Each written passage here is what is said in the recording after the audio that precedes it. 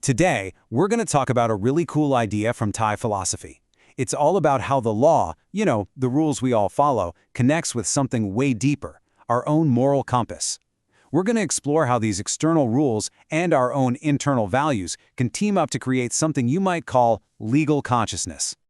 Okay, so this is it. This is the heart of the idea, right here on your screen. Now, I know it looks like a lot, but stick with me. A rough translation is something like, law is a rule to be practiced to create belief in individual goodness. You have to know what's good and what to avoid. The quality of the mind is to stay away from harm and to train yourself for goodness. It's a really dense sentence, I get it. So think of it as our roadmap. We're going to break it down piece by piece to really get what's going on here. So let's start with the part we all think we know, the very first word, law. Or, as you see here, gut in Thai. What does our source text actually mean when it talks about the law? And this is where it gets interesting right away. Look at how the law is framed here. It's not just about a bunch of restrictions or a list of things you can't do. According to this philosophy, the law is actually a positive thing. It's a set of guidelines that are meant to help us understand, and even more importantly, to believe in the idea of goodness itself. And this really spells it out, doesn't it? The law is basically a moral signpost.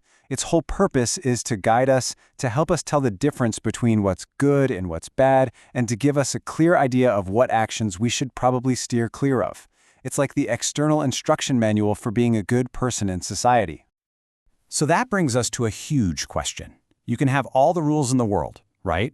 Written down in giant, dusty books. But is that really enough? Are these external rules all on their own actually enough to make a person truly good?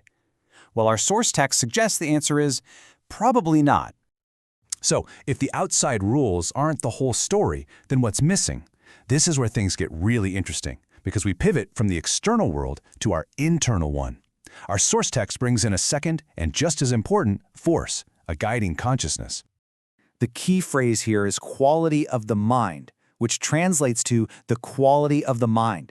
See, this has nothing to do with rules written on paper. This is all about the character of your inner world. You can think of it like an internal compass that doesn't just tell you which way is right, but it's the thing that actually makes you want to go in that direction. This slide just lays out that partnership perfectly. On one side, you've got the external law. That's your outer guide. But then you have your internal consciousness, which is your inner controller.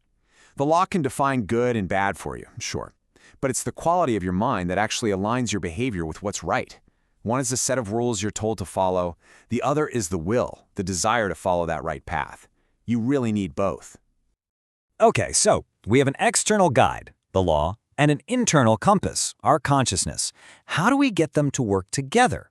How does this idea actually turn into action? Well, that brings us to the final and most practical part of our source text training for goodness. So how do we actually do this? The text boils it down to two really powerful actions. First, we refrain from harm.